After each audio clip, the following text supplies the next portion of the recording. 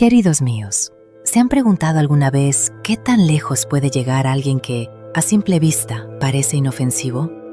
¿Y si detrás de esa fachada dulce y encantadora se esconde un monstruo que logra engañar a todos, incluso al sistema? Pues hoy les traigo la historia de alguien así. Alguien que fue apodada la Barbie del infierno. No les voy a mentir, cuando escuché por primera vez sobre ella, no podía creer que existiera una persona capaz de tanta manipulación y crueldad. Y lo más aterrador es que sigue viva y, para colmo, parece que lleva una vida bastante normal. Les hablo de Karla Homolka, la pesadilla de los años 90. Prepárense, porque esta historia tiene giros que les pondrán los pelos de punta. Karla Homolka nació el 4 de mayo de 1970 en una familia canadiense que, a ojos de sus vecinos, parecía de lo más normal y estable. Sus padres formaban un matrimonio sin conflictos visibles. El padre vendía lámparas en mercadillos y la madre trabajaba en la administración de un hospital local. Eran personas trabajadoras, sociables, con cierta economía como para comprar antigüedades y tener una piscina en el jardín. En ese ambiente crecieron 3 hermanas, Karla, la mayor, luego Lori y la más pequeña, Tammy. Un hogar lleno de vida y reuniones frecuentes, donde las niñas parecían crecer en un paraíso casi idílico. Nada hacía presagiar que en esa familia iba a surgir una de las figuras criminales más controversiales de los 90. Desde niña, Karla destacaba por su aspecto. Ojos azules, cabello claro, una delicadeza y un encanto que atraían la atención. Era popular, inteligente, se desenvolvía bien entre sus compañeros. Tenía una obsesión casi inocente por las muñecas Barbie y los dibujos animados de Disney, pasatiempos que sus familiares recordaban como simples caprichos infantiles. Practicaba gimnasia, cantaba en el coro de la iglesia, patinaba sobre hielo y coleccionaba muñecas. En un principio, parecía la niña modelo, tranquila, sin problemas de conducta y con la aprobación de los adultos. Pero, y aquí es donde se pone feo, la adolescencia trajo un cambio brutal. Karla pasó de ser esa chica sonriente y amable a alguien que se alejaba de ese molde y empezaba a interesarse por cosas oscuras y perturbadoras. Ocultismo, parapsicología, sesiones espiritistas, tarot, magia negra. Se vestía de negro, hablaba de la muerte y de temas que a sus pares les resultaban inquietantes o incomprensibles. Una amiga de esa época recuerda un episodio que quedó grabado para siempre en su memoria. Cuando perdió a su querido perro, fue a buscar consuelo en Karla, su mejor amiga. Pero en lugar de mostrar empatía, Karla le preguntó si podía ver al perro después de enterrado, es decir, si podía desenterrarlo. La amiga accedió, pero ese fue el primer momento en que algo comenzó a no encajar y su amistad terminó poco después. Además, según testimonios de quienes la rodeaban, Karla, siempre como adolescente, lanzó a un hámster desde una altura, causando la muerte del animal. No fue un accidente ni una confusión, al menos eso es lo que recuerdan los testigos. En sus relaciones con los demás, Karla empezó a tomar el control, siendo dominante y obsesionada con ganar siempre. Las derrotas las llevaba muy mal, las rumió durante mucho tiempo y no las aceptaba. Se volvió apodíctica, a veces agresiva, y necesitaba tener siempre la última palabra. Esa actitud comenzó a definir su personalidad. Lo curioso es que, a pesar de estas extrañas actitudes hacia los animales, Karla siempre se presentaba como una amante de ellos. De hecho, desde joven trabajó cuidando animales, primero en una tienda de mascotas y luego en una clínica veterinaria local, donde fue técnica veterinaria. Fue precisamente gracias a este trabajo que viajó a una conferencia del sector, y ahí ocurrió el encuentro que cambiaría su vida para siempre. Karla tenía 17 años y Paul Bernardo 23. Él tenía un rostro angelical, alto, atlético, y de inmediato captó la atención de Karla.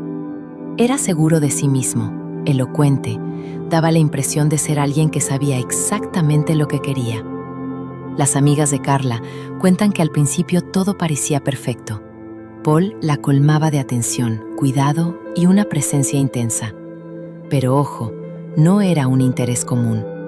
Los conocidos de Karla describen la adoración de Paul como algo extremo. la invitaba a salir constantemente, llamaba decenas de veces al día, se plantaba frente a su casa y le enviaba flores sin parar.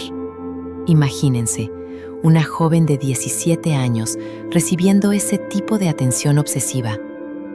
¿Y si esto no fue solo un romance inocente? ¿Y si ese vínculo fue la puerta hacia el lado más oscuro de Carla?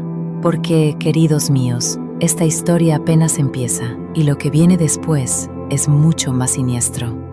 Paul Bernardo no era un príncipe azul. Hay muchas versiones que lo pintan como un criminal peligroso. ¿Y Carla, realmente fue solo su víctima o fue cómplice?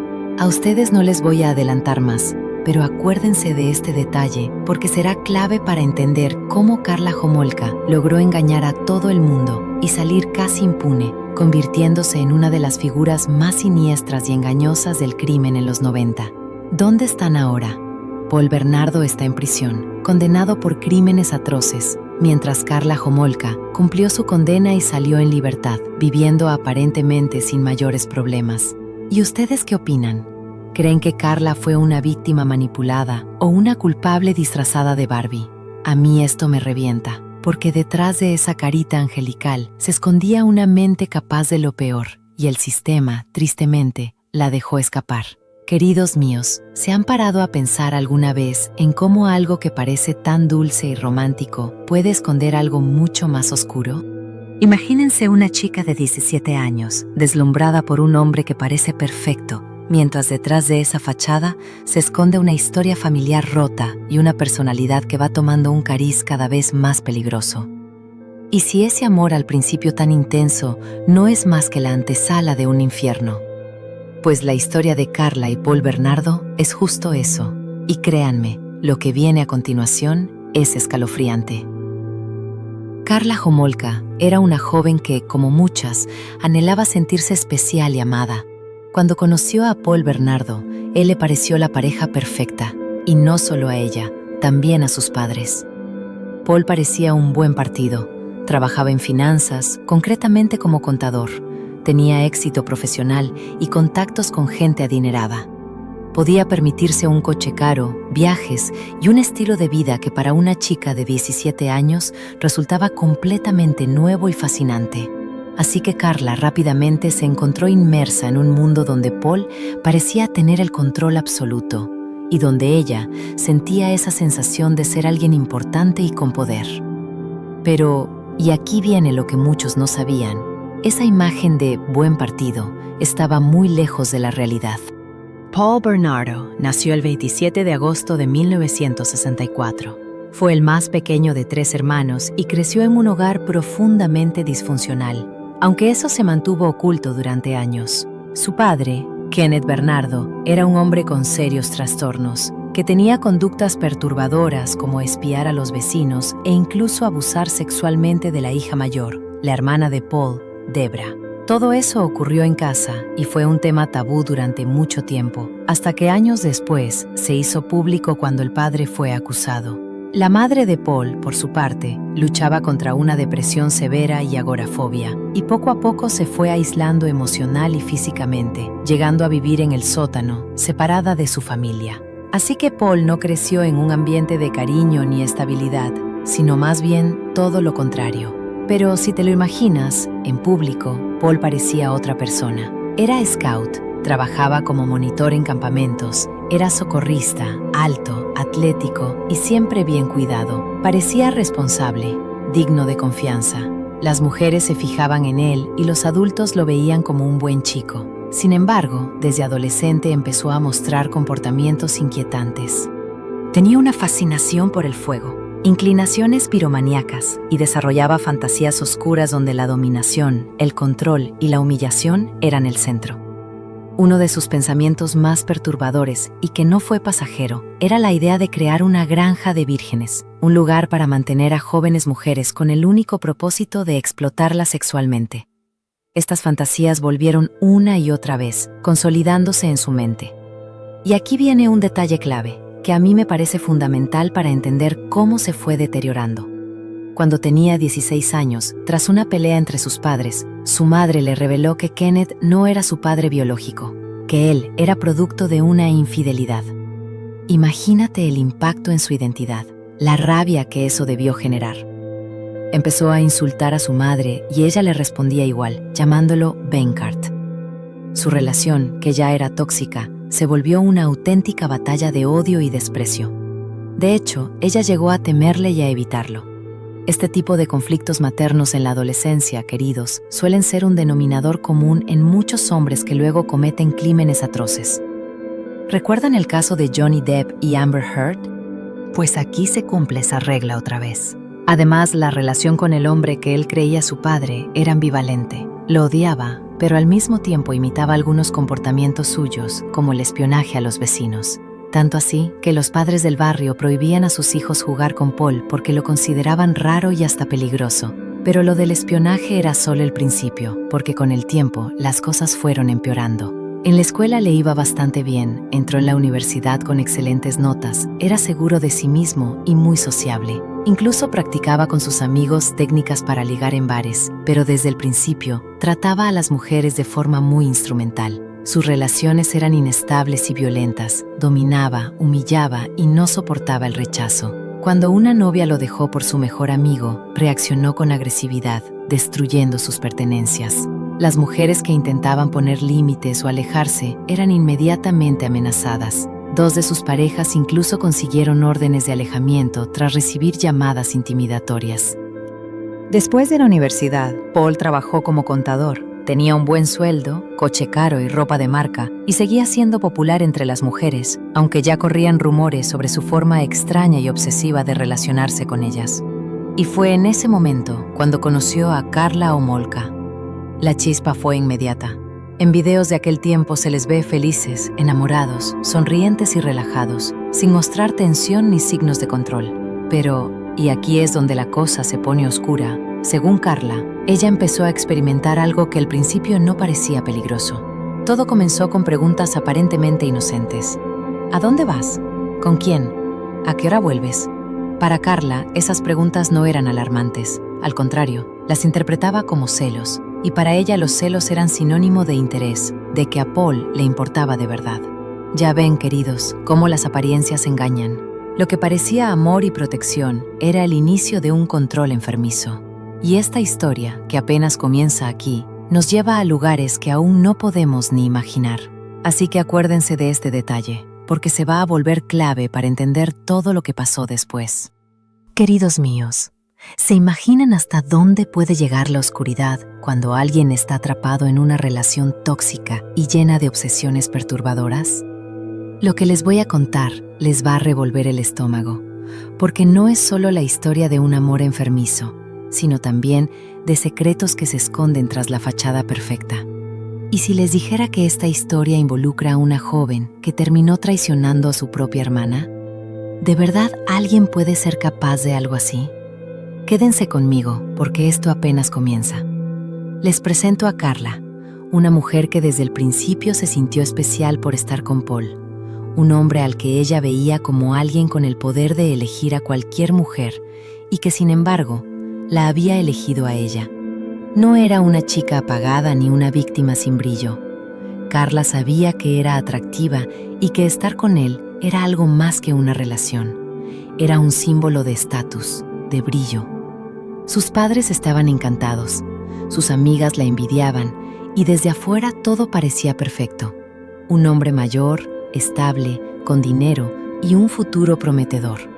Karla creía que había encontrado algo único. Pero ya saben cómo son estas cosas. La perfección es solo una máscara. Con el tiempo, Paul empezó a ejercer más control, a cruzar límites cada vez más claros. Karla contó después que él le decía que no valía nada sin él, que no tenía sentido. Lo curioso es que una amiga cercana de Karla no recuerda que ella se quejara jamás de Paul en esos años, ni habló de violencia ni señales claras de alarma. ¿Será que Karla ocultaba lo que pasaba? O tal vez en ese momento no había violencia física, sino algo más sutil. Difícil saberlo, pero Karla insistió en que durante 3 años todo parecía ir bien. Ahora, un detalle que no pueden pasar por alto. Karla fue la primera que aceptó y hasta disfrutó las oscuras obsesiones de Paul. Él la veía diferente a sus parejas anteriores y eso la hacía sentir especial. Pero aquí es donde se pone feo. Paul no soportaba que Carla no fuera virgen. Eso lo frustraba, lo obsesionaba. Poco a poco, su atención se desvió hacia alguien mucho más joven e inocente. La hermana menor de Carla, Tammy, apenas 15 años, rubia, dulce y confiada, que desde el principio cayó en la trampa de la falsa amabilidad de Paul. ¿Pueden creerlo? Paul no veía en Tammy solo a la hermanita de su pareja, sino que la convirtió en el objeto de sus fantasías enfermizas. Y Carla, la supuesta víctima, se volvió celosa. No de un hombre cualquiera, sino de su propia hermana. Ese sentimiento creció hasta convertirse en una rivalidad que afectó su conducta. Carla sentía que Tammy le robaba la atención de Paul, que la estaba dejando fuera de control.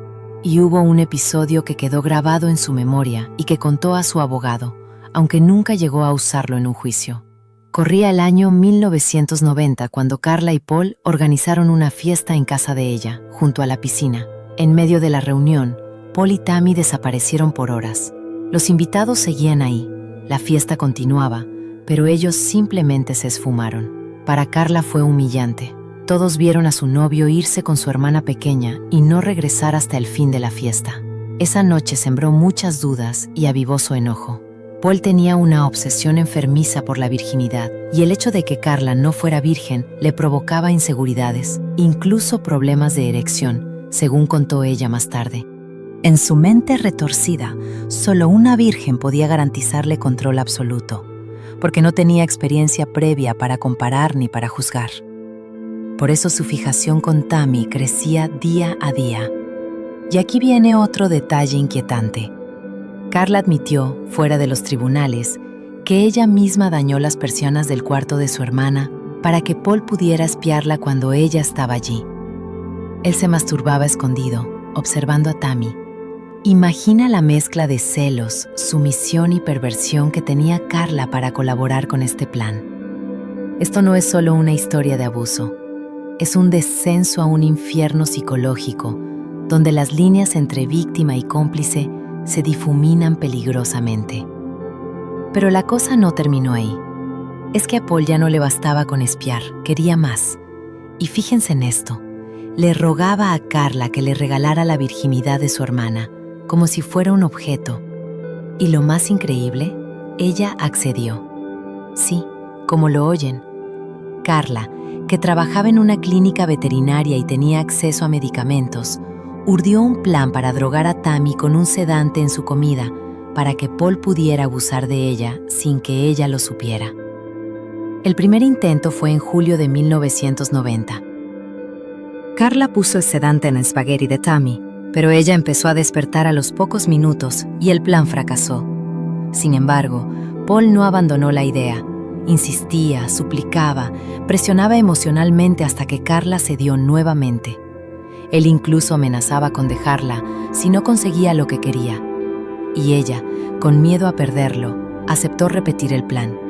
La segunda vez fue un 29 de diciembre del mismo año, durante una reunión familiar. Los padres se habían ido a dormir y los jóvenes quedaron abajo, en una atmósfera aparentemente relajada, con risas y charlas. Hay grabaciones de esa noche donde se ve a Tammy con un cóctel en mano, charlando con Paul y Carla de fondo. Pero poco a poco, Tammy empieza a hablar más lento, perdiendo claridad, desconectándose del entorno. La razón es clara. El sedante estaba haciendo efecto. No hace falta decir lo terrible que fue todo lo que siguió, pero les dejo este momento para que reflexionen. ¿Qué clase de relación es esa, donde la hermana mayor traiciona a la menor para complacer a un hombre enfermo? ¿Dónde está la protección, el amor fraternal? Y Paul, ¿cómo alguien puede justificar una obsesión tan retorcida y abusiva? Hoy, Carla y Paul ya no están juntos. Las heridas que dejaron son profundas y las cicatrices difíciles de borrar. Tammy, la víctima silenciosa, creció bajo esa sombra, mientras que Paul desapareció del ojo público. Esta historia nos deja un sabor amargo y una pregunta que no debería dejar de rondarnos. ¿Qué pasa cuando el amor se convierte en control y la obsesión en destrucción? A mí, queridos míos, todo esto me revienta, porque detrás de una fachada de perfección puede esconderse un infierno que nadie quiere ver. Y aquí estamos, para contar esas historias que duelen, que incomodan, pero que merecen ser contadas. Acuérdense de este caso, porque es un recordatorio brutal de hasta dónde puede llegar la perversión humana y cómo a veces quienes deberían protegernos son los primeros en traicionarnos. Queridos míos, ¿se imaginan que alguien a quien confían ciegamente les haga algo terrible y planeado con una frialdad escalofriante? ¿Y si esa persona, en lugar de proteger, se convierte en la causante de su sufrimiento y hasta de su muerte? Pues esta historia es mucho más oscura y retorcida de lo que parece a simple vista. Y créanme, cada detalle aquí va a importar un montón. Ahora, acompáñenme a descubrir qué pasó realmente con Tammy y cómo todo esto se desató. Tammy había bebido un trago que contenía un potente somnífero, mucho más fuerte que la vez anterior. Carla, su captora, sabía que no podía permitir que Tammy despertara de nuevo como en aquella ocasión previa. Luego, Carla alegó que había revisado los prospectos de los medicamentos, que eligió uno con la menor cantidad de efectos secundarios, que según ella era completamente seguro y que no encontró ninguna advertencia sobre riesgos mortales. Pero la realidad era otra. Ese medicamento tenía claras señales de peligro, especialmente sobre combinarlo con alcohol, y justo eso fue lo que pasó. Más tarde, fuera de la sala del tribunal, Carla confesó a su abogado que sí conocía el riesgo, aunque bajo juramento se retractó y negó haberlo sabido. Pero aquí no termina la historia. Cuando Tammy empezó a perder el conocimiento, Carla usó otra sustancia aún más peligrosa, un anestésico veterinario que había sustraído de la clínica donde trabajaba. Quería asegurarse de que Tammy no volviera en sí bajo ninguna circunstancia. Todo estaba planeado hasta el más mínimo detalle, incluso la parte formal. Carla llamó antes a la farmacia para pedir ese anestésico, pero a nombre de un médico de la clínica, no a su nombre, para no levantar sospechas. Así, Tammy pierde el conocimiento y la trasladan a un sótano. Los padres de Carla dormían en el piso de arriba sin sospechar nada. Ahí es donde la historia se pone realmente siniestra. Paul y Carla aprovecharon a la Tammy inconsciente de todas las maneras posibles. Parecía que todo iba según lo planeado, pero de repente surgió un problema grave. Tammy comenzó a asfixiarse. Su cuerpo reaccionó violentamente. En cuestión de minutos su estado empeoró drásticamente. Empezó a vomitar. Se puso azulada y dejó de responder. ¿Qué harías tú? ¿Llamarías emergencias? Pues ellos no. La vistieron, montaron una historia conjunta y la llevaron a su dormitorio antes de llamar a la ayuda. Dijeron que Tammy había bebido alcohol, mezclado con medicamentos y se había atragantado con su propio vómito. Cuando llegaron los paramédicos, Carla interpretó el papel de su vida. Lloró, gritó, estaba destrozada, tan convincente que nadie dudó de su autenticidad. Tammy fue trasladada al hospital, donde tristemente se confirmó su muerte. Pero aquí llega un detalle que hasta hoy provoca controversia. La cara de Tammy tenía una extensa quemadura roja. ¿De dónde salió ese daño tan grande? Resulta que el anestésico veterinario, usado en alta concentración, podía causar quemaduras químicas. Y según se supo después, Carla había presionado un paño empapado en esa sustancia directamente sobre el rostro de Tammy, no desde lejos, como ella afirmó luego en sus declaraciones. Y ahora, atención, ni los paramédicos ni los médicos vieron ese daño como algo sospechoso. Más aún, el forense lo interpretó como resultado del contacto de la piel con el contenido gástrico durante el vómito.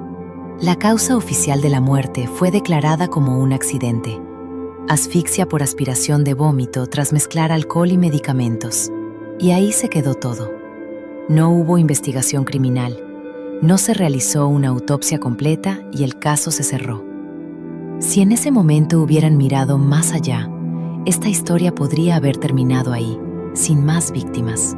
Pero como ya se pueden imaginar, esto era solo el comienzo de la pesadilla creada por este dúo. Llegó el día del funeral de Tammy. Toda la familia se reunió en silencio, con miradas tristes y lágrimas a la vista. Para la mayoría, un momento genuino de duelo. Para otros, una escena más que interpretar. Carla parecía sinceramente abatida, lloraba y estaba destrozada, justo como todos esperaban. Por eso nadie cuestionó nada. Pero los testigos reportaron un comportamiento chocante de Paul. Supuestamente tocó a Tammy dentro del ataúd. Además, Carla y Paul colocaron objetos en el ataúd que jamás deberían haber estado ahí. Una copia de su invitación de boda con una foto sonriente de la pareja y una nota personal. Esto fue descubierto 3 años después, durante una exhumación, y retirado a petición de la familia de Carla. Después del funeral, la vida siguió su curso, aunque de una manera sorprendentemente normal. Carla y Paul decidieron independizarse porque continuar con sus fantasías en la casa de los padres de Carla, con ellos durmiendo arriba, era demasiado arriesgado. Así que alquilaron una casa grande y bonita, la decoraron con lujo y, como les encantaba, se pavoneaban mostrando lo que tenían y presumiendo de su nivel económico. Compraron un perro que a Paul no le gustaba nada y castigaba encerrándolo en una jaula en el sótano, pero ya hablaremos de eso. En esa casa, la historia entró en una nueva etapa, sin ningún freno para sus actos.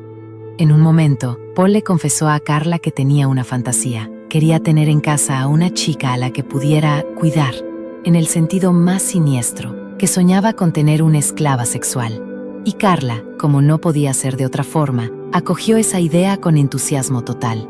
Aquí es cuando aparece Leslie Maffey, una chica de 14 años que el 15 de junio salió con amigos a la ciudad para pasar un buen rato. Tenía que volver a casa a una hora fija, porque sus padres eran estrictos y le advirtieron que, si se retrasaba, encontraría las puertas cerradas. Cuando regresó, ya era tarde, no tenía las llaves y por razones desconocidas no llamó ni tocó la puerta para que la dejaran entrar. Quedó sola afuera en la noche y justo entonces pasó Paul Bernardo por ahí. La vio, se detuvo, le habló y soltó un par de frases casuales. Incluso bromeó a medias sobre irrumpir en la casa de los vecinos y Leslie no sospechó nada raro. Debo aclarar que Paul parecía muy amigable y tenía un don especial para hablar, encantador como cualquier psicópata que sabe cómo manipular. Así que una chica de 14 años no tuvo ni una alarma encendida. Cuando Leslie le pidió un cigarrillo, él dijo que lo tenía en el coche. Ella entró y las puertas se cerraron detrás de ella. ¿De verdad alguien tan joven y confiada se metió sola en esa trampa? Esto, mis queridos, solo es el principio de una historia que sigue siendo tan perturbadora como aterradora. Queridos míos, imagínense esto. Una chica secuestrada, torturada durante más de 30 horas, mientras sus captores ponen música pop de fondo y la obligan a repetir frases humillantes. Y si les digo que, mientras todo esto ocurría, el cuerpo de esa chica permanecía escondido en el sótano de la casa, tan cerca que la novia de uno de los agresores pasaba junto a él cada día, como si nada, lo que sigue es tan macabro que cuesta creerlo, pero es real y está documentado al detalle. Acompáñenme, porque esta historia tiene giros que no van a dejar indiferente a nadie. La protagonista de este infierno se llamaba Leslie. Todo empezó cuando un coche llegó directamente a la casa de Carla, la novia de Paul, el hombre que estaba a punto de convertir la vida de Leslie en una pesadilla de más de 36 horas. Ese tiempo no fue solo abuso físico, sino un juego sádico donde Paul y Carla se divertían torturando a Leslie. Paul, en particular, obligaba a Leslie a repetir frases humillantes como «Di lo maravilloso que soy, di que soy un rey, que soy mejor que tus exnovios». Sí, queridos, Paul tenía serios problemas para mantener una erección y estas humillaciones le servían para excitarse, aunque con el tiempo ni eso funcionaba bien. ¿Y cómo sabemos todo esto? Porque, aunque les cueste creerlo, todo está cuidadosamente documentado, con pruebas que no dejan lugar a dudas. La cosa se pone aún más oscura. Paul planeaba acabar con la vida de Leslie y dejar su cuerpo en el sótano de la casa. Y así fue. Durante 2 días, el cadáver permaneció allí, mientras los padres de Carla visitaban para un almuerzo dominical, sin imaginar lo que realmente se escondía bajo sus pies. Carla incluso bajaba al sótano a buscar comida, cruzándose con el cuerpo como si fuera algo normal. Sí, así de frío y perturbador. Luego Paul fue a la tienda, compró una carpa, metió el cuerpo dentro y usando una sierra mecánica lo desmembró en 10 partes. Después lo cubrieron con cemento y lo arrojaron a un lago, pensando que así nadie podría encontrar ni identificar a Leslie. Pero la realidad fue otra. El cemento no se secó completamente y con la bajada del nivel del agua en el lago Gibson, algunos fragmentos comenzaron a flotar y fueron descubiertos por un pescador 29 de junio, solo 2 semanas después de la desaparición de Leslie. Fue gracias a su aparato de ortodoncia que lograron identificarla. Y aquí viene un detalle que no van a creer. Ese mismo día, justo cuando encontraban los restos, Carla y Paul estaban celebrando su boda. Sí, como lo oyen. Carla, que había presionado mucho a sus padres para que no retrasaran la boda, afirmaba que no había motivo para posponerla, que su amor era tan fuerte que debía continuar la vida sin esperar. La ceremonia fue casi de cuento de hadas, con carruajes antiguos, vestido con mangas abullonadas y un velo largo. Todo decorado con un estilo muy princesa Disney, una obsesión de Carla desde siempre. Los medios incluso los apodaron Barbie y Ken, aunque a mí me suena extraño, porque más que una pareja de muñecos, eran 2 personas inmersas en una pesadilla terrible. La fiesta fue espléndida, pero justo cuando en la televisión anunciaron el hallazgo del cuerpo de Leslie, el ambiente cambió drásticamente. Un amigo cercano que estaba allí recuerda lo sorprendido que estaba por la reacción de la pareja, que parecía demasiado afectada para ser solo por cortesía. Ese amigo incluso contó que a veces escuchaba ruidos extraños provenientes del sótano cuando visitaba la casa, pero pensaba que era el perro. Ahora sabemos que la verdad era mucho más siniestra. Después de la boda, durante su luna de miel, Paul confesó a Carla un secreto aterrador. Él no era solo un contador cualquiera, sino un violador serial conocido como el violador de Scarborough. Antes de conocer a Carla, Paul ya había cometido una docena de ataques brutales, siempre de noche, acechando a sus víctimas cerca de parques y paradas de autobús, lugares donde podía sorprenderlas. Se había convertido en un símbolo de miedo para la comunidad local, y la policía estaba segura de que su violencia solo iba a empeorar. De hecho, Annie de sus víctimas colaboró con la policía para crear un retrato hablado que coincidía aterradoramente con la apariencia de Paul. Fue llamado a declarar y apareció impecablemente vestido, calmado y encantador, como el típico hombre que nadie sospecha de cometer crímenes tan atroces. Cuando le preguntaron por problemas con mujeres, negó todo y dijo que estaba saliendo con Carla. Así comenzó su relación. Queridos, esta historia es un recordatorio brutal de cómo las apariencias engañan y de lo oscuro que puede esconderse detrás de una fachada encantadora. La crueldad y la banalidad del mal a veces van de la mano, y en este caso, la boda y la tortura, el amor y el asesinato, se entrelazaron de manera macabra. ¿Dónde están ahora? Paul fue detenido y enfrentó la justicia, y Carla, bueno, ella sigue siendo un misterio, pero su papel en todo este horror no puede olvidarse. A veces pienso en Leslie, en cómo la vida puede cambiar en un instante, y en lo importante que es escuchar esas pequeñas señales que a menudo ignoramos. Porque a veces, la verdad está justo delante de nosotros, pero preferimos no verla. Queridos míos, imagínense esto. Un hombre que estaba entre 700 sospechosos, uno más del montón, es llamado para dar una muestra de ADN, algo rutinario, sin resistencia alguna. Pero justo ahí, justo en ese momento, queridos, el sistema falló. La tecnología genética era tan primitiva que no podía hacer una coincidencia clara entre el ADN del sospechoso y las pruebas encontradas en las escenas del crimen. Así que Paul Bernardo, que es de quien estamos hablando, salió libre. No tenían nada contra él, pero las muestras se guardaron, se etiquetaron y se dejaron en un archivo durante 2 largos años. 2 años en los que, tristemente, ocurrieron demasiadas cosas horribles. Si hubieran tenido la tecnología que tenemos hoy, esta historia seguramente habría sido muy distinta. No habría habido más víctimas mortales. Piénsalo un segundo. Ahora, volviendo a ese momento durante la luna de miel, cuando Paul le confesó todo a Carla Homolka, ella supuestamente quedó en shock, devastada. Eso es lo que declaró más tarde. Pero, ¿de verdad nos lo creemos? porque resulta difícil aceptar que una mujer que ya había estado involucrada en eventos que terminaron con la muerte de 2 chicas jóvenes, incluida su propia hermana, de repente se sorprendiera moralmente por esa confesión. No cuadra, ¿verdad? La verdad es que hay muchas señales que apuntan a que Carla sabía todo mucho antes. Algunos periodistas y expertos en el caso creen que ella estaba al tanto desde el principio, que tal vez eso era lo que la atraía de Paul, un detalle que no podemos ignorar. Y aquí es donde se pone feo, porque para esta pareja, 2 víctimas no eran suficientes.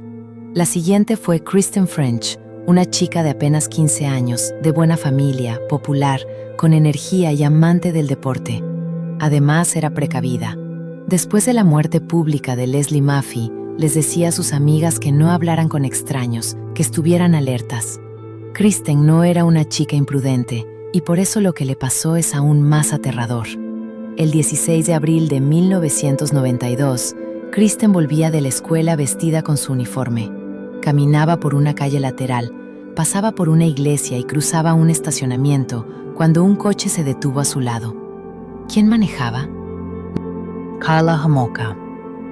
Aquí entra en juego un mecanismo muy particular que ya hemos visto en casos como el de Ghislaine Maxwell y Jeffrey Epstein.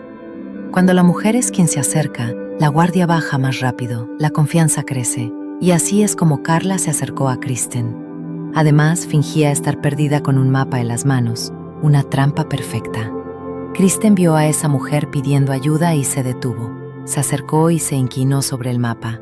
En ese momento, Karla la agarró y Paul apareció por detrás, arrastrándola al asiento trasero del coche. Karla se sentó a su lado, sujetándole la cabeza baja para que no la vieran desde afuera, y la amenazó con un cuchillo. Se fueron directo a su casa, donde Karla cerró las ventanas, apagó los teléfonos, cerró las puertas y empezó lo peor. Durante 3 días la mantuvieron cautiva, torturándola y violándola por turnos. Incluso le mostraron un video en la televisión donde su padre suplicaba que la devolvieran, intentando quebrarla psicológicamente. Kristen intentó escapar, pero no pudo. Cuando Paul salió a buscar comida, le suplicó a Karla que la dejara ir, pero ella se mostró implacable, vigilándola con un martillo en la mano. Lo más increíble es que, después de todo esto, Karla afirmó en sus declaraciones que se había encariñado con ella, que hablaban, se maquillaban juntas, que se habían vuelto cercanas. ¿Se imaginan? Escuchar esas tonterías es realmente difícil, sobre todo porque más adelante en esta historia tengo algo más que contarles al respecto, así que sigan atentos. Al final, Paul fue quien terminó con la vida de Kristen. Quiero aclarar que esta es la versión que Karla presentó, así que tengan eso presente. Después, juntos limpiaron el cuerpo, le cortaron el cabello y lo mantuvieron en el sótano durante 11 días sin saber qué hacer. Finalmente, lo abandonaron en una zanja al borde de un camino rural. Cuando encontraron el cuerpo, el rostro estaba irreconocible, destrozado y amoratado. Solo pudieron identificarla gracias a una lesión previa en el dedo meñique de la mano. A pesar de esto, los investigadores no lograron determinar quién había cometido el crimen ni dónde. Es increíble pensar que una pareja común, bastante joven, pudo engañar a la policía durante tanto tiempo. Es asombroso de verdad. Pero como todo en la vida, nada dura para siempre. Después de ese tercer crimen, algo empezó a romperse entre Paul y Karla. Y no fue cualquier cosa.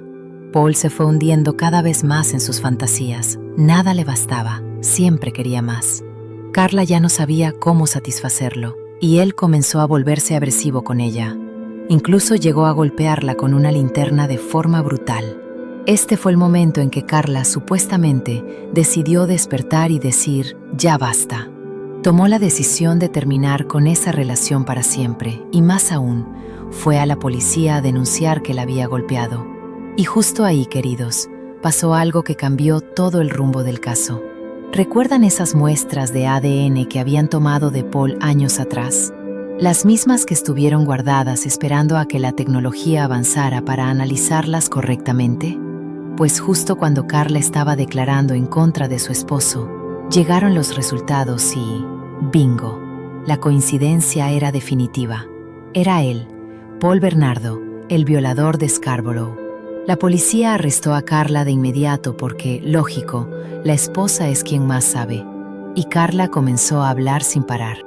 Dijo que Paul le había confesado las agresiones en Scarborough y también su implicación en los asesinatos de Kristen French y Leslie Maffey. Además, admitió que ella misma había contribuido a la muerte de su hermana Tammy, aunque siempre se presentó a sí misma como una víctima, una mujer maltratada, aterrorizada y obligada a participar en esos crímenes por su brutal marido. Según su versión, Paul era el que tenía todo bajo control. A mí todo esto me revienta, queridos. ¿De verdad alguien puede creerse que una mujer tan cercana a la violencia y al horror no era cómplice activa? ¿Que solo era una víctima pasiva? Piénsenlo bien, porque esta historia está llena de sombras que todavía no terminamos de entender. Pero eso, mis amigos, se los contaré en la próxima parte. Queridos míos, imagínense esta situación. Una mujer que dice haber sido solo una herramienta, obligada por violencia física y psicológica a participar en crímenes terribles. ¿Pueden creerlo? La típica historia de la esposa maltratada que, a primera vista, despierta compasión. Pero aquí es donde la cosa se pone realmente oscura y compleja. Les hablo de Carla, quien apenas supo que la iban a detener para interrogarla, no perdió tiempo y contrató un abogado. Le contó toda su versión, y juntos diseñaron una defensa que iba a ser su tabla de salvación, la de la esposa maltratada. No había otra jugada posible. Eso parecía ser la única carta que podían jugar, y la jugaron a la perfección, al menos por un tiempo. Ahora, escuchen esto, que es fundamental y hasta hoy genera debate entre abogados y expertos en justicia. Después de escuchar a Carla, la fiscalía le hizo una propuesta. Sabían que para llegar al máximo castigo contra Paul, necesitaban su testimonio, porque para las violaciones y las pruebas de ADN, pues sí, eso era una cosa. Pero para los asesinatos, Carla era la testigo clave, la única que podía incriminarlo seriamente. Sin su versión, no tenían nada sólido. Entonces le ofrecieron un trato parecido al de un testigo protegido. A cambio de delatar a Paul y contar todo lo que sabía, ella recibiría una condena considerablemente menor, 12 años por complicidad, mucho menos de lo que le habría tocado sin ese acuerdo. Pero había un detalle crucial. Ese acuerdo solo valía si Carla no era quien había matado directamente a alguna de las chicas. En otras palabras, si no había sido ella quien les quitó la vida, el pacto seguía en pie. Carla mantuvo firme que ella no había matado a nadie, que todo era culpa de Paul, que la obligaba, que la amenazaba de muerte, que vivía aterrorizada, que tenía que estar siempre alerta porque no sabía cuándo él iba a atacar. Para respaldar sus palabras, presentaron pruebas de las golpizas que había recibido, fotografías con moretones enormes alrededor de sus ojos, producto de un bate que, según ella, usaba Paul. La fiscalía creyó en esta versión porque no tenían otra evidencia. Habían agotado todas las posibilidades. Así que no les quedó más remedio que cerrar ese pacto, un verdadero pacto con el diablo. Y Carla aceptó sin dudar. Firmó los papeles y empezó a contar en detalle cómo había sido arrastrada a cada crimen, siempre señalando a Paul como el culpable. Pero aquí viene lo que me revienta. Lo que hace que este caso sea uno de los más controversiales fracasos de la justicia, porque esa versión, la de Carla víctima y cómplice obligada, se desmoronó en poco tiempo. Sin embargo, eso no cambió su condena. ¿No les parece increíble? Voy a contarles por qué. Cuando arrestaron a Paul, se acabó la fachada de hombre tranquilo y encantador. No había sonrisa ni calma, solo rabia. Y al ser interrogado, respondió con un desprecio brutal. No les voy a decir ni mierda. La policía consiguió una orden para registrar la casa, y aquí es donde todo se detuvo. No encontraron nada que cerrara el caso de manera definitiva. Nada. Ni habitaciones secretas, ni cintas, ni rastros de las chicas asesinadas. Revistieron las escaleras, levantaron alfombras, desmontaron muebles, revisaron la alcantarilla, y todo estaba impoluto, sin ni un solo indicio. Solo apareció una cinta, y era un fragmento corto, donde Carla aparece teniendo sexo oral con otra mujer, identificada en los documentos como Jane Doe. pero eso no era suficiente para acusar a nadie. Lo más inquietante es que Paul sabía que en esa casa había algo que podía hundirlo para siempre, que lo haría pasar el resto de su vida en prisión. Así que llamó a su abogado y le dio instrucciones precisas, incluso con un dibujo. Debía sacar la lámpara del baño, sacar lo que estuviera dentro y esconderlo rápido, preferiblemente en una caja fuerte. ¿Y saben qué había? Cintas de video con etiquetas escritas por Carla, con nombres como Kristen, Leslie y Tammy, con dibujitos de corazones, flores y frases como Paul y yo para siempre. Seguro están pensando qué contenían esos videos, ¿verdad? Pues bien, mostraban todas las escenas con las víctimas, material brutal y perturbador. Pero lo más escalofriante, en ningún video se veía quién daba el golpe final para matar. Sin embargo, Carla aparecía activa, participando en la violencia, dando órdenes, riéndose, humillando a las víctimas. Nada que ver con la mujer pasiva y aterrorizada que decía ser. Allí había iniciativa, control y, sobre todo, placer. Entre las grabaciones había una que mostraba desde el principio hasta el fin lo que le pasó a Tammy cuando estaba inconsciente. De ahí salió el fragmento que muchos han visto, donde Tammy empieza a balbucear, mientras el somnífero hace efecto y ella se va apagando. También apareció otra cinta grabada unas 3 semanas después de la muerte de Tammy, donde Carla se disfrazaba con su ropa, imitaba su voz y manera de actuar y seducía a Paul. Luego tenían sexo y Carla lo felicitaba por quitarle la virginidad a esas chicas, diciéndole que estaba orgullosa de él. El abogado de Paul guardó esas cintas en una caja fuerte, porque sin ellas, la defensa de Carla podía seguir funcionando. Había espacio para dudas, pero esas cintas estuvieron ahí mucho tiempo, demasiado, hasta que el primer abogado renunció y entregó el caso a otro defensor, quien sin pensarlo 2 veces, las entregó a la policía. Y así, queridos, la historia dio un vuelco que nadie esperaba. Porque esas imágenes no solo desmoronaron la versión oficial de Carla, sino que dejaron al descubierto una red de terror y complicidad que nadie podía ignorar. Sin embargo, la justicia había hecho su jugada y la condena de Carla no cambió, a pesar de la nueva evidencia. ¿Y ahora se preguntarán qué pasó con ellos? Pues Paul terminó enfrentando cargos graves, con todas esas pruebas en su contra, pero Carla, con su pacto, ya tenía su destino marcado. Este caso sigue siendo un ejemplo brutal de cómo la verdad puede ser tan compleja y cómo, a veces, la justicia no llega del todo. Para mí esta historia es un recordatorio de que detrás de cada crimen hay capas y capas de oscuridad, de manipulación y de decisiones desesperadas, y que no siempre la víctima es solo eso, ni el culpable es tan obvio como parece. Fíjense bien en estos detalles porque a veces lo que parece un cuento de horror simple es en realidad un laberinto de sombras donde nadie sale limpio. Queridos míos, imagínense estar atrapados en una situación donde la justicia parece funcionar como una máquina implacable, pero al mismo tiempo se comete un error garrafal que termina marcando para siempre un caso que debería haber sido resuelto de otra manera. ¿Y si les digo que hubo una persona que firmó un acuerdo con la fiscalía sin que se conocieran todas las pruebas? ¿Qué pasaría si después de eso, esas pruebas salieran a la luz y desmontaran toda la versión que ella había dado? Pues bien, esto fue exactamente lo que le pasó a Carla, y créanme, la historia se pone mucho más oscura y complicada de lo que podría parecer a simple vista.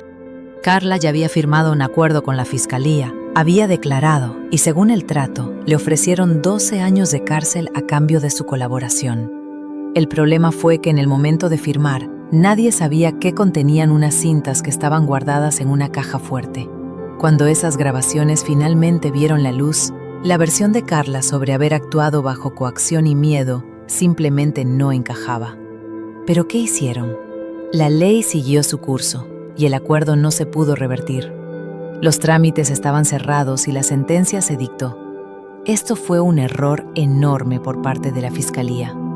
¿Cómo es posible que propongan un trato sin tener todas las pruebas en la mano? Y claro, Carla aprovechó esa oportunidad.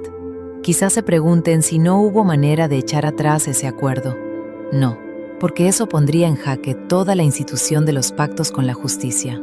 Si alguien hace un trato, testifica y luego es juzgado como si no hubiera existido ese acuerdo, nadie más querría colaborar después. Uno de los jueces incluso dijo que sería injusto para quienes sí cumplen con esos pactos y que desalentaría a futuros testigos. Imagínense el pensamiento de un testigo. Bueno, les contaré todo, pero luego me van a traicionar igual. Eso no puede ser. Aunque hay que reconocer que sin estos acuerdos, a veces es casi imposible condenar a los culpables. Y aquí viene otro detalle que a mí me revienta. El abogado que durante meses tuvo esas cintas en la caja fuerte, ¿pagó por ello? ¿Fue sancionado? Nada de eso. La Orden de Abogados canadiense investigó y concluyó que no infringió la ley porque no destruyó ni falsificó las pruebas y que actuó formalmente como defensor. O sea, se comió un marrón monumental y no pasó nada. Después de esto, hubo una especie de reconstrucción en la casa donde ocurrieron los hechos. Carla llegó con la policía a la que ya estaba vacía, sin muebles, sin señales de vida cotidiana, con paredes desnudas y un silencio sepulcral. Ella entró y empezó a describir, paso a paso, cada detalle de lo ocurrido. Dónde estaban las chicas, cómo se movían, cómo fue todo. Pero lo más perturbador fue que lo hacía como si relatara algo técnico, sin emoción alguna. Y aquí es donde se pone feo. De repente, sin relación con lo que contaba, levantó la cabeza y le preguntó a un policía con una voz delgada, casi infantil: ¿me puedes decir si durante la investigación se rompió algún mueble? ¿En serio? ¿Quién se fija en eso en medio de una escena de asesinato? Eso refleja mucho sobre su personalidad, algo frío, calculador y quizá manipulador. Luego bajaron al sótano, donde señalaba el lugar donde una de las chicas fue bajada y donde Paul, el otro implicado, desmembró el cuerpo. Lo contaba todo con frialdad, sin vacilar.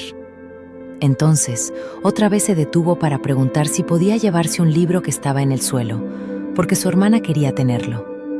El policía, visiblemente sorprendido, le dijo que no, que debía quedarse ahí. Ella solo asintió y dijo: «Está bien». Durante toda esa visita parecía que estaba mostrando un piso vacío a unos invitados, hablando de una reforma, no narrando la muerte de varias personas. Sin tensión, sin conmoción, sin una pizca de empatía. Iba vestida como una alumna, como una niña pequeña, como si con ese atuendo intentara hacer creer que ella también era una víctima, igual que las adolescentes. Pero no, era solo una fachada. Este es uno de los tantos momentos en los que Carla mostró que podía hablar del sufrimiento ajeno como si fuera algo completamente ajeno, sin que le afectara lo más mínimo, como si nunca la hubiera tocado, como si se hubiera comido una manzana y simplemente tirado el corazón, vacía de sentimiento. Nada, solo un enorme vacío. Cuando llegó el juicio, Carla apareció en la sala vestida y maquillada con esmero, sonriendo y mostrando una seguridad que muchos encontraron desconcertante. Era como si estuviera en un espectáculo, no enfrentando cargos por una atrocidad. Para los que la veían, ese contraste era brutal. En la sala, se reprodujeron las grabaciones de esas cintas y decir que eran impactantes queda corto.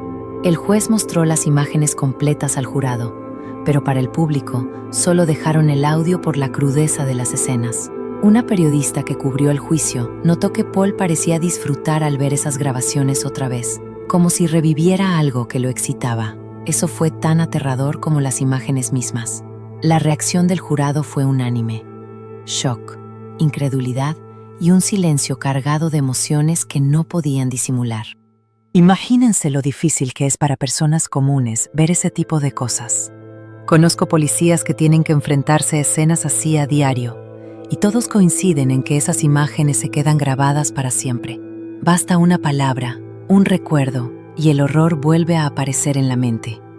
Para el jurado, fue una experiencia traumática, donde la rabia, el asco, el shock y el pánico se mezclaron en un solo sentimiento. Y para colmo, tenían delante a los padres de las víctimas, sentados en el público, escuchando lo que les pasaba a sus hijos. Eso, queridos míos, es algo que no se olvida jamás. Así que, ¿dónde están ahora los protagonistas de esta historia? Bueno, Carla cumple su condena, pero esta sentencia es una de las más controvertidas en la historia del true crime. El error de la fiscalía al no tener todas las pruebas antes de hacer el acuerdo ha dejado un sabor amargo y muchas dudas. Y el abogado que pudo evitar este desastre simplemente no fue sancionado. Los padres de las víctimas siguen luchando con su dolor y buscando justicia real. Y para cerrar, les dejo esta reflexión. ¿Qué pasa cuando la justicia es más rígida que justa? ¿Cuántas veces un error humano puede cambiar para siempre el destino de una vida y de muchas otras? Carla nos muestra que no siempre los culpables son quienes parecen y que detrás de una apariencia de víctima puede esconderse alguien mucho más oscuro. Piensen en eso, porque aquí nada es blanco o negro y la verdad es un laberinto donde a veces la justicia se pierde. Queridos míos, imagínense esto. Las hijas de las víctimas implorando por misericordia, y aún así, los videos con las grabaciones de esos horrores se proyectaron en la sala del tribunal. ¿No les parece escalofriante? El abogado de las familias pidió detener esa monstruosidad, pero el juez dijo que no. Para los presentes, ofrecieron apoyo psicológico inmediato, algo que en esos años no se hacía tan abiertamente como ahora, porque, honestamente, lo que vieron superaba cualquier límite de resistencia humana. Pero esperen, que esto se va poniendo peor. El sufrimiento de las víctimas era inmenso, sí, pero lo que realmente destrozaba era ver la indiferencia y hasta la diversión en las caras de los culpables. Eso no se olvida fácil. Hablemos del juicio y las condenas. Karla Homolka, según el acuerdo que hizo, recibió 12 años de prisión por complicidad. Empezó a cumplir su condena en julio de 1993. Pero aquí viene lo increíble. Su celda era todo menos una prisión típica. Imagínense una habitación decorada con personajes de Disney, colorida, femenina, más parecida a la habitación de una adolescente que al calabozo de una criminal por delitos tan terribles. En comparación con otras cárceles de la época, las condiciones eran casi de lujo. Me da risa pensar que su celda parecía un pequeño apartamento en Dansk con un alquiler de 2.300 zlotys más gastos. Y por si fuera poco, Carla se tomaba montones de fotos ahí dentro, como si estuviera haciendo una sesión fotográfica. Sonrientes, posando con compañeras o sola. Sus padres la visitaban con regularidad y la apoyaban incondicionalmente. ¿Y saben qué? Nunca se distanciaron de ella, ni siquiera cuando su hija menor ya no estaba viva. Eso me revienta y me hace pensar en hasta dónde llega la negación y la lealtad familiar, porque es algo difícil de entender. Desde la cárcel, Carla escribía mucho a su abogado. Un mensaje en particular quedó grabado. Ella confesaba que se acordaba de algo más, que había drogado a Jane Dee, su amiga, y que temía haber estado más involucrada de lo que recordaba. Pero lo que más temía era enfrentar consecuencias por contar eso. No había ni un atisbo de arrepentimiento, solo miedo a lo que le pudiera pasar. Ese detalle es clave para entenderla. Jane Doe, por cierto, no es su nombre real, sino un alias para proteger la identidad de la víctima. Carla usó a esta chica para probar su método. Primero le dio somníferos, luego un anestésico, el mismo procedimiento que luego aplicaría a Tammy. Era una especie de ensayo. Luego llamó a Paul y le dijo que fuera a casa porque tenía una sorpresa. ¿No les parece terrorífico cómo planeaban todo? Durante el juicio, Carla confesó otra cosa escalofriante. Una vez fueron invitados todos a comer con sus padres en Pascua. Paul no quería ir, pero Carla insistió porque necesitaban ese álibi. En ese momento, en su propia casa, tenían retenida a una de las chicas. Pura estrategia y frialdad. En la sala, el abogado defensor de Paul empezó a presionar a Carla con preguntas cada vez más duras y agresivas. Pero en lugar de quebrarse, ella se volvió más fuerte, más segura. No encajaba con la imagen de una esposa aterrorizada, con estrés postraumático y sin poder. Cuanto más la acorralaban, más desaparecía esa máscara. Eso es algo que pocos notan. Un dato más, y este es para que se les quede grabado. En prisión, Carla se relacionó con un preso condenado a cadena perpetua llamado Jean-Paul Gerb. Un psiquiatra la calificó como un caso difícil, señalando que tenía rasgos de hibristofilia, que es cuando alguien siente atracción por criminales. No es un fenómeno raro, y la historia de ella lo confirma. En Polonia, por ejemplo, tenemos un caso parecido con la esposa de Mariusz Trynkiewicz, quien incluso quiso tener un hijo con él. Esto ayuda a formar un perfil de Karla, inteligente, astuta, taimada, nada de víctima. Ella participó activamente en todo, desde planear hasta conseguir drogas, inventar coartadas, comprar herramientas, atraer a las víctimas, y lo más perturbador, disfrutaba de todo eso, como se ve en los videos. Al final, incluso logró manipular a la fiscalía con maestría. Y ahí está el fallo: 12 años por crímenes tan atroces. Solo 12. ¿No les parece una burla? Paul Bernardo, en la corte, dijo que no quería matar a las chicas, que su intención era soltarlas después, pero Karla insistió en que no. Cuando le preguntaron directamente si había matado a Leslie y Kristen, señaló a Karla. No ocultó su naturaleza de depredador sexual y sádico, diciendo: «Soy quien soy, pero yo no las maté». Ahora, juntemos esto con otro dato. Karla dijo que Paul debía ir al almuerzo de Pascua con sus padres para tener coartada, y también hizo una llamada a una farmacia para pedir un anestésico a nombre de un veterinario. Eso era como su propio seguro imaginario. Además, en sus declaraciones, afirmó que aunque no le dijo a Paul que matara a la chica, sabía que tenía que desaparecer. Si Paul las hubiera dejado libres, ellas habrían ido directo a la policía y los habrían atrapado rápido. Pero Karla estaba desesperada por no ir a prisión y cuidaba cada detalle para que nada saliera a la luz. Es muy probable que ella haya presionado a Paul para que terminara con la vida de las chicas, o incluso que ella misma lo hiciera. Aquí chocan las versiones, porque en los videos no se ve el desenlace ni quién cometió el acto final. ¿No les parece inquietante? Eso de que no sepamos quién dio el golpe mortal es como si el misterio quedara abierto para siempre. Queridos míos, ¿se imaginan que alguien filmara cada acto de violencia, pero justo en el momento clave, cuando la víctima aparece en escena, decida apagar la cámara? ¿Quién tomó esa decisión? ¿Y si esa omisión no fue casual? Esto ya huele a algo mucho más oscuro. Y créanme, no es lo único que complica esta historia. Les hablo de un caso que pone los pelos de punta, con personajes que parecen sacados de una pesadilla. Paul, uno de los protagonistas, declaró que cuando volvió a casa con comida, Kristen ya estaba muerta. Pero la versión de Karla, su pareja en el crimen, es completamente diferente. Ella aseguró que se había hecho amiga de Kristen, que juntas se maquillaban, charlaban y hasta le dio un osito de peluche para consolarla, aunque ojo, mientras la vigilaba con un martillo en la mano. Sí, suena perturbador, ¿verdad? Ahora viene lo más escalofriante. Karla confesó que Kristen le pidió que le aflojara la soga que tenía alrededor del cuello. Karla accedió, pero entonces, según su relato, Kristen intentó escapar y la soga se apretó hasta asfixiarla. ¿En serio alguien se va a tragar eso? A mí, personalmente, me revienta esa versión. Y no soy la única. Muchos expertos, desde abogados hasta psiquiatras, han expresado su escepticismo. Claro que Paul es un monstruo, pero dicen que antes de conocer a Karla no había llegado a matar. Atacaba, sí, era violento, pero no asesino.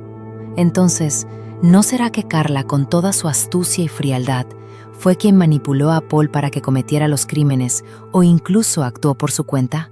Paul nunca dejó de afirmar que Karla fue la verdadera autora de las muertes, que ella movía los hilos.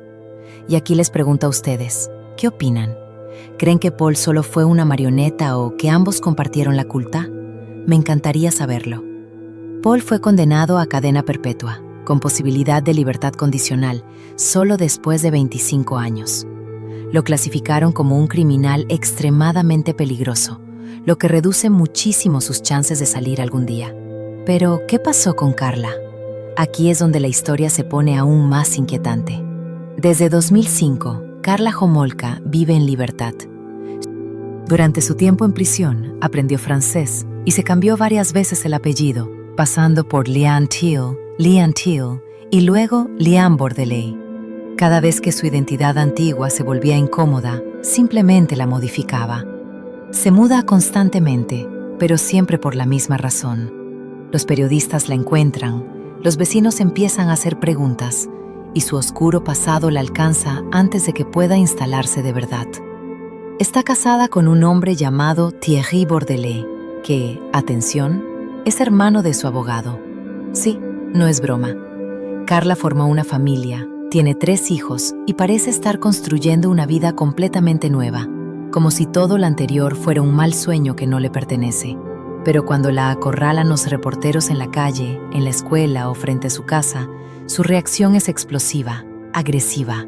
Saca el teléfono, graba, grita, se queja de que la acosan, de que la reconocen.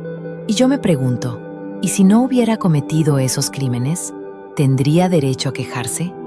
Una de las partes más polémicas de su libertad es que, al salir, tenía prohibido tener contacto con menores de 16 años. Pero apenas terminó ese periodo, Carla empezó a trabajar como voluntaria en escuelas primarias. Y aquí un detalle importante. Nunca fue acusada de delitos sexuales, por lo que ni siquiera figura en el registro de delincuentes sexuales. Además, cambió de identidad y, lo más grave, parece que nadie se molestó en verificar su historial a fondo. Circula en internet el relato de un padre que reconoce a Carla en una escuela de Montreal. Cuando llevó el caso ante la dirección, le respondieron que si no le gustaba, podía cambiar a sus hijos de colegio. No se quedó de brazos cruzados y avisó a la prensa. Solo entonces la sacaron del lugar. Esto demuestra que a veces la presión mediática es lo único que funciona. Así, Carla sigue mudándose de ciudad en ciudad, pero en todas partes la reconocen rápido. Se enfrentan a protestas, rechazo y hasta agresiones en la calle. Y ella, claro, vuelve a cambiar de domicilio. Según la información más reciente, vive en la provincia de Quebec. Mientras tanto, Paul Bernardo sigue encerrado. Hace años que presenta solicitudes para libertad condicional, pero todas han sido rechazadas. Los informes psicológicos concluyen que sigue siendo un peligro para la sociedad. Desde el principio, un juez lo clasificó como un criminal sumamente peligroso, una etiqueta que prácticamente le cierra las puertas a la libertad. La mayor parte de su condena la cumplió en la cárcel de Kingston, una prisión brutal construida en los años 30, casi como una mazmorra. Pero hace poco lo trasladaron a un centro de seguridad menor, y lo curioso es que lo hicieron en secreto, sin avisar ni a las familias de las víctimas, que hasta hoy mantienen una profunda indignación. Nadie va a visitarlo. Sus padres murieron en 2022, y eso es prácticamente todo lo que se sabe de él ahora. Ah, y me olvidaba de un absurdo más. En noviembre de 2015, Paul publicó un libro electrónico, más de 600 páginas de una historia brutal que supuestamente era ficción. Por un tiempo fue un bestseller en Amazon, pero tras la indignación pública lo retiraron. Así están las cosas, queridos míos, en el año 2026. Una persona libre, cambiando de identidad, criando hijos, gritando a los periodistas. La otra, tras las rejas, escribiendo libros y viendo cómo sus solicitudes de salida se van directo a la basura. Y esperemos que siga así. Por cierto, la casa donde torturaron y asesinaron a esas chicas fue demolida, y las cintas con las grabaciones quemadas. Pero queda la gran pregunta: ¿alguien realmente no hizo copias? Eso por ahora es un misterio que queda en el aire. ¿Y si todo hubiera sido distinto? Claro que sí, y no una vez, sino varias. La primera oportunidad fue cuando Paul actuaba solo, como violador en Scarborough. Si lo hubieran atrapado entonces, antes de que la violencia escalara, esta historia habría terminado muy diferente. Él habría ido a la cárcel, no habría conocido a Carla, y las víctimas estarían vivas. Quédense con esa idea, porque a veces el destino de las personas cambia por detalles que parecen pequeños, pero que marcan toda la diferencia. Queridos míos, fíjense en esto porque es para volverse loco. Por segunda vez se tomaron muestras de ADN, pero la tecnología y los procedimientos de entonces no permitían analizarlas de inmediato. Imagínense, si hubieran podido hacerlo al instante, Tammy y las víctimas que vinieron después estarían vivas hoy. Y aquí es donde se pone feo, porque por tercera vez esa misma noche apareció en el rostro de Tammy una quemadura química, visible, antinatural y, lo peor, totalmente ignorada. Si hubieran hecho una autopsia completa, si no hubieran considerado su muerte como un accidente desafortunado, si alguien hubiera hecho una pregunta más esa noche, probablemente no habría habido más asesinatos. Paul y Carla, sin duda, habrían sido condenados. Pero lo más importante es que nada de esto habría pasado si Carla hubiera dicho basta desde el principio. Si en cuanto escuchó esa propuesta tan macabra de su novio, sí, la de regalarle la virginidad a Tammy, hubiera reaccionado con un ¿qué estás diciendo? Salgo de esta casa y me voy directo a la policía. Algunos que han analizado este caso señalan algo que a mí me parece crucial. Detrás de toda esta historia latía una envidia brutal. Carla estaba terriblemente celosa de Tammy. La veía como una amenaza real para su relación con Paul. En sus ojos, Tammy era la rival que había que eliminar. Quizás por eso quiso sacarla de la vida de Paul para siempre, porque solo así podía sentirse dueña de la situación, segura y con control absoluto. Ve ahí los cócteles de drogas en dosis bestiales con los que la atontó y el abandono total cuando Tammy más necesitaba ayuda. Yo creo que esto no fue la historia de una sola persona atrapada sin querer en la locura del otro. Fue una relación simbiótica, alimentada por la emoción extrema, los secretos y unos deseos enfermizos de poder. Carla no fue un mero telón de fondo ni una compañera perdida. Fue cómplice, coautora de una situación que desde el principio iba directo al desastre. Y quizás por eso este caso sigue generando tanto revuelo. Nos recuerda que los verdaderamente malos pueden parecer encantadores, sonreír dulcemente y estar perfectamente preparados para ocultar su oscuridad. ¿Y ustedes qué opinan? ¿Creen que Carla fue quien realmente quitó la vida a esas chicas? ¿O piensan que fue una víctima más, sometida y aterrorizada por Paul? ¿Cómo la juzgan? A mí me tiene intrigada. Esta es una de esas historias tan surrealistas que, si la vieras en una película sin saber que es real, dirías, esto es demasiado. Nadie en Hollywood se atrevería a contar algo así. Pues no, queridos, esto pasó de verdad, en carne y hueso, en el mundo real. Así que piénsenlo bien. Esto es la vida misma, cruda y sin filtros. Y con esto me despido, pero me muero de ganas por leer lo que ustedes piensan de todo esto.